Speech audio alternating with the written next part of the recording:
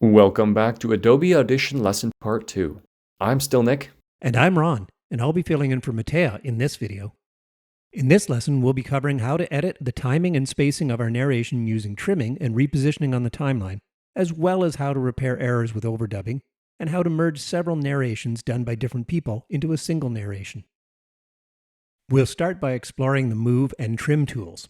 These are found in the toolbar located above the timeline window, vertically in line with the track headers at the left of each track. There are several tools we can choose from in this toolbar, but we will only toggle between the Move tool, which is located third from the left in this toolbar, and the Razor tool, which is fourth from the left. The Move tool is used to select and/or drag clips along the timeline or from one track into another track. It can also be accessed by pressing the V key. We can only move clips along the timeline when the Move mode is active. To select a clip, simply click the four-way arrow mouse pointer somewhere within the colored background of the clip we want to select. To select multiple clips, either hold the Control button while selecting using mouse clicks, or drag a selection box that covers at least part of each clip that is to be selected. To move any clips that are selected, simply click anywhere within the selected clips and hold the left mouse button. Then drag to the new timeline location or new track location that is desired. To move an unselected clip, simply click and hold within the colored background of the clip to select and drag it. The Razor tool creates a break in a clip, allowing one portion of the clip to be moved relative to the other portion, or even deleted. It works in an identical fashion to the Razor tool in Premiere Pro. There is a small arrow in the lower right corner indicating a drop-down menu. This allows the user to toggle between the Razor Selected Clips tool and the Razor All Clips tool. In single razor mode, only the clips that have been selected will be cut. Like the Move tool, the user has the option of pre-selecting the clip or clips, or simply moving the tool to the clip that has to be acted upon. For the Razor tool, a thin blue vertical line will appear in the location of the mouse pointer as well as in the timeline bar above the tracks. This indicates where the track or tracks will be cut if the left mouse button is clicked. Once clicked, a thin vertical black space with a white vertical line at its right edge will appear in the clip to indicate that it has been broken into two segments. Each segment can now be individually moved, deleted, or edited. In Razor All mode, things work the exact same way, except every clip will be cut at the same point on the timeline when the mouse is clicked. This is not very useful when working on individual tracks, but it's useful when there are multiple tracks and it's desirable to get them to all start and stop at the exact same time. So now that we know how to trim and move clips, what can we do with this knowledge? Well, we can cut out unwanted sounds like clicks, sighs, loud breaths, background noises, and the like. We can change the spacing between words to eliminate unwanted gaps and insert pauses that we do want. We can delete wrong words or even entire phrases. Sometimes we can even patch up words or eliminate an unwanted prefix or suffix. Being able to do these things may not sound like much, but having this editing capability allows us to record much faster because we no longer have to get it perfect on the first try. If we make a mistake, or mom walks in asking about dinner in the middle of a recording, we can simply leave the recording going and repeat the phrase and then delete the unwanted version in editing. What we can't fix in editing are wrong words, mispronunciations, inflections, or words that blend into each other. So when recording, redo any of these errors. If we must err, let's err on the side of leaving gaps. They are easy to fix. Let's look at trimming out unwanted gaps first. The first unwanted gap is usually right at the beginning of a clip, when we have the mic turned on, but we're not talking yet. So let's find one of those and go fix it. If we play the clip from the very beginning, we can hear that this gap is usually not 100% silent. There's usually some sort of background noise, but even if it is clearly silent, our listeners don't like to listen to silence when they are expecting talking. To eliminate this gap, while in Move mode, we'll drag our red cursor line to a point just before the waveform of the talking starts. Remember, to direct the cursor, we click and hold on the blue block at the top of it, up in the timescale. We then click on Play, and listen for a second or so. Adobe Audition. If there are no unwanted noises and the first sound in the word can be heard clearly and fully, we can switch to our Razor tool and cut the clip here. Once cut, we toggle back to our Move tool and then we can click on the segment to the left of where we've made our cut. We then press the Delete key to eliminate this unwanted part. We can now drag the remaining clip to the position on the timeline where we want it to begin. Let's press play and continue listening until we find a gap in the speaking that is too long, too short, or has a loud noise or pop in the quiet part. As mentioned in part 1 of this lesson, using the zooming feature of the timeline can make this task a lot easier. We deal with this in a very similar fashion to what we just did, but we need to put a cut after the last word before the gap, and then again before the first word when the talking starts again. One small wrinkle is that, since there is always a bit of a natural echo when people record, we usually have to leave a bit more space after a word than before in order to make things sound more natural. Once we create this new little segment between parts we want to keep, we can select it and delete it. Now we are free to reposition the clips. There will usually be more need to shorten gaps than there is to lengthen them, and it is not uncommon for the 20 minutes of raw audio to be 15 minutes or less once edited. Therefore, it is a good practice to work from beginning to end when doing this part of the editing, always shortening the gaps by moving the clips to the left. This way, the gap to the right of the last clip that's been edited will usually get larger and larger as the more clips are edited, creating space that will allow us to slide a clip a bit to the right if a gap needs to be lengthened. Without this gap, we would risk overlapping the next clip, which makes things difficult. Once we've completed editing a clip for gaps and noises like this, we'll be left with a whole bunch of tiny segmented clips. This can create real headaches for us if we accidentally drag one or more of them along the timeline. So, to lock in the timing we've just created while in move mode, we'll drag a box that captures all of the little mini clips that we've just created and selects them.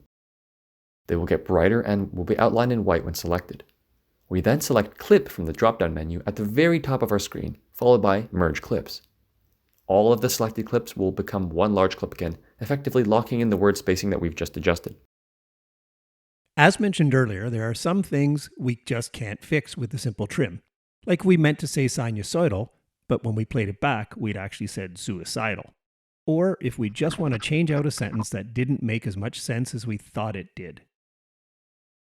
Very confusingly, and it's not very clearly said, This is where having multiple tracks available to us comes in very handy. We can clip out the offending word or phrase using the technique that Nick just taught us.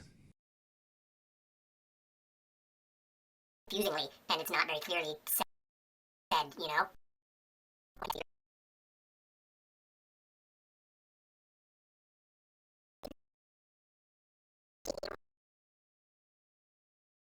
We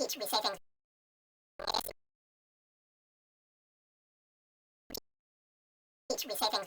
Then, on an empty track, we manually record our corrected part. By creating this patch on an empty track, rather than trying to do it in the gap we've just created in the original track, we have time to get the recording started and stop without recording over parts we wanted to keep, as could easily happen if we tried to create our patch within the gap. To make this sound natural, it's critical that the mic positions and settings be identical to when the part was originally recorded. Hence the value of a standard recording setup and having notes of the settings that you use. It's also important to match how high we're talking and our vocal presentation style so that the repair isn't obvious to the listener. It's also important to match how high we're talking and our vocal presentation style so that the repair isn't obvious to the listener. A helpful hack is to start recording from before the deleted portion while also listening to the part of the recording that we're keeping. If we talk along with that, it'll be easy to match the pitch and style during the portions that we're going to patch in as a replacement. If it turns out that we don't like what we've recorded, we can delete the clip in our patch track without affecting the original. We say things less clearly than we wanted to, and it really doesn't make sense. It's a good idea to delete any tracks we don't want, as if we don't, Audition will leave us with a stack of clips right on top of each other, and we'll have to sort through them to find the good one. On the other hand, if we have a maybe take, but we want to try to improve it, we can preserve that take by doing our next take on yet another empty track. It usually takes a few tries, but once we're happy with our patch, we can trim it to fit and then move it into our original track. If we're just replacing a phrase with one of equal duration, we can adjust the timing of our new clip by sliding it back and forth on the timeline while it's still in our patch track until we're happy with the timing when we play both tracks through the portion of concern.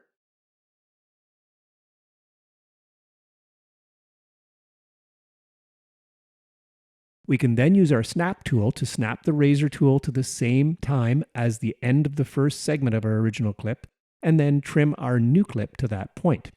We can then do the same with the beginning of the second segment of our original clip and the end of our patch clip. In a case where the patch is longer or shorter than what it's replacing, We simply trim the patch to the endpoint that we want and then slide the second segment of the original clip a bit to the right for now. The unwanted portions of the patch are selected and deleted. The patch is then dragged up into the gap in the original clip, and the beginning of it is snapped to the end of the first segment of the original clip. The second segment of the original clip can now be dragged back and snapped to the end of our patch if necessary. Once we're happy with our fix, we can restore the multi-part clip back into a single clip by using the merge clips technique that we used a bit earlier. The final technique we will cover in part 2 is building a sound file from several imported sound files. This is what is done every time the Science Maker Lab makes one of our multi-narrator videos. The first step to doing this is to import the sound file that will come first in your final product. To keep things simple, it's best to put it in the top track. Remember to always rename the tracks so that it's easy to tell which one is which.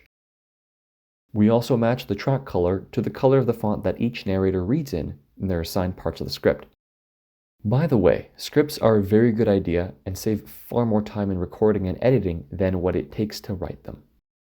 Trim out noises, bad takes, and other problems, and clean up timing as we did earlier. Hi there! Welcome to the Science Maker Lab Lesson 5. Merge it back into a single clip afterwards. Within that clip, use the razor tool to split the clip into sections where the first narrator will stop, so the next narrator can speak their part. Drag these clips along the timeline to create sizable gaps between them. This won't be their final positions, but it will make it easier to keep them separate and move them to their final positions later on. As always, it's easier to move clips to the left along the track to close gaps than it is to move them to the right to open up gaps. Repeat this process to place and prepare the next track. It's easiest if the next narrator's recording is placed in the track immediately below the preceding one. When the timing issues have all been trimmed out and the clips have been merged back into one large clip, we'll move the clip along the timeline so that it starts with an appropriate gap after the first clip of the first narrator ends. Generally, between 1 and 2 seconds of silence works well as a transition between narrators, with the longer gaps being used where there is a subject change as well as a narrator change. To understand a spline, it's helpful to first understand what spline points do.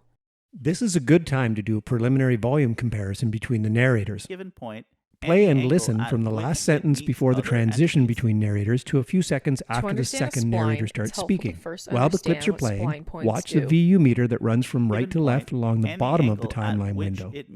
We want to listen to an entire sentence from each clip, as we generally tend to start our sentences louder and then trail off towards the end. We want the loudest points of each narrator's sentence to be about the same.